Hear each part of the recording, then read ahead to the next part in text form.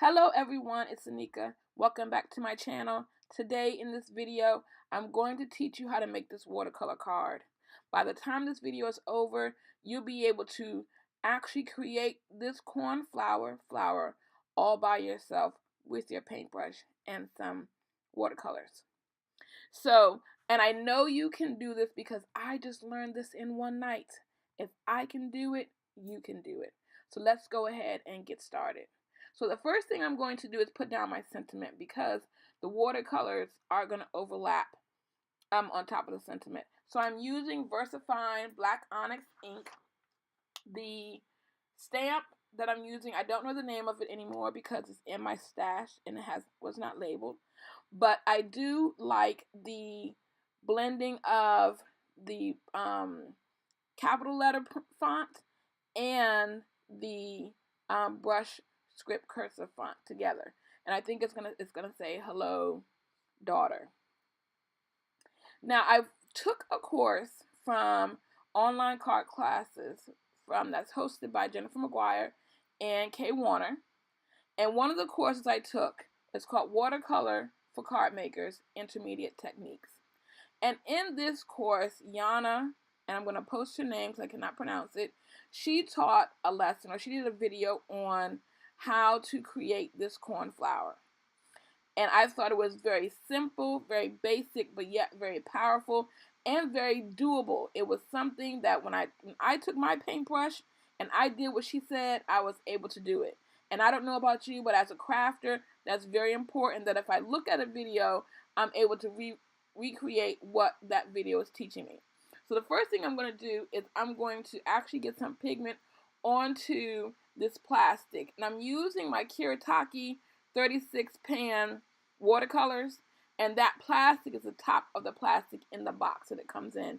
And I'm just transferring that ink onto that palette so I can actually add some water. Now what I'm getting ready to do is I'm going to put my brush down, tilt it all the way forward, and that's how it makes those leaves on the flower. How amazing is that? And I'm doing that technique over and over. Brush down, tilt it all the way forward to my the brush actually fans out a little bit and it makes that flower. I'm going to take the pigment and I'm going to keep it towards the top of my paintbrush so it doesn't pull so much down at the very tip. And I'm going to do that over and over and over. And it looks like I'm going really fast, but I'm not. I'm actually, because I sped this video up some, because we'd be here for a minute if I didn't. But I did this over and over and over. And that's exactly what Yana said to do. Put your paintbrush down, tilt it all the way forward so the bristles spread out some. And that's what makes your petals for this flower over and over again. And she talked about making sure that the one thing that mine didn't do was have a lot of white on the bottom. It still had a lot of blue on the bottom, but I figured it still came out amazing. The Kuretake doesn't have names for the colors, but the blue is number 64, and the green is 51 and 52.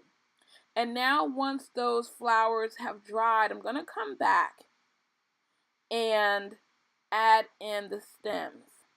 Now one thing I have learned, because I'm always learning, but one thing I've learned about watercolor is that the ink and the water will go where there is water. It will where water is, it will travel, right? And so what you want to do is make sure that that area is dry so it stays where you want it to stay. Because if it's wet, it will start to travel in other areas.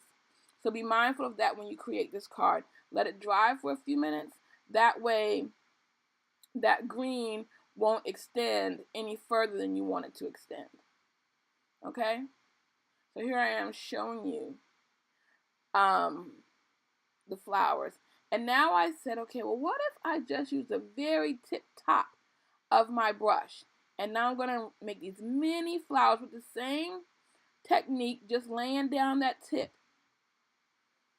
Just a little bit. And now I'm making these little mini flowers just to fill in some of the areas. I'm using the same process over and over again. And I'm going to put a couple more of these flowers down. And I'm going to let them dry for a few minutes. Now, when I took the course, what I learned was that with these basic stroke techniques, you can really create fabulous flowers. And the shape of the brush does most of the work. So how you lay the brush down is kind of how you create that flower, right? And the flowers will look different based on the paper you use. Now, I'm using Canson XL watercolor paper. And also, it'll be different based on how much water is on your brush and how much pigment is on your brush. So those are things to consider if yours does not look exactly like mine, or if you go take the course and they don't look exactly like Yana's, right? So remember those couple of things. Now I'm actually going to put my panel onto a card. And I'm going to pick a black and polka dot paper to use on my card. And one of the things that I do, one of the tricks that I do for covering my card base with pattern paper is to actually take the glue. I'm going to use my ATG gun, and I'm going to put glue all the way down on the front of my card. I'm going to try to get it right up to the corners as well, right? And then I'm going to take my pattern paper and I'm going to lay it on top, especially for a 6x6 pad where you're really only going to get one card out of that sheet. I'm going to lay it down. I'm going to cover it across the top. And what happens is it overlaps and it gives my scissors a place to butt up against, which means my card front will really be even, and that pattern paper will be completely lined up to where I need it to be. And so then I'm going to put my panel onto that card front now. I'm going to use my ATG gun again, put a good amount of adhesive on there so it'll be nice and flat on my surface of my card. I'm going to center it up, and I'm going to put that down on there. And one of my next favorite things to do, I'm just making sure everything's all tight and lined up and ready, is to add embellishments. And I've been in love for a while with enamel dots and the pretty pink posh droplets. And so I'm going to go ahead and add those embellishments to my card.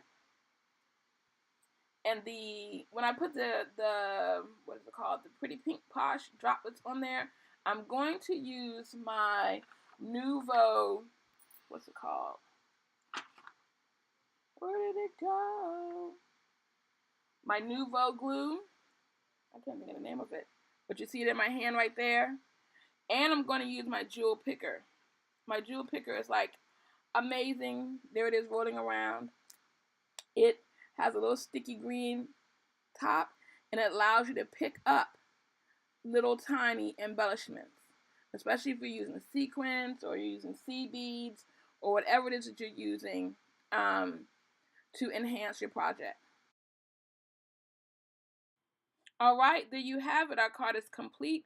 Our card is beautiful, and it's our own artwork.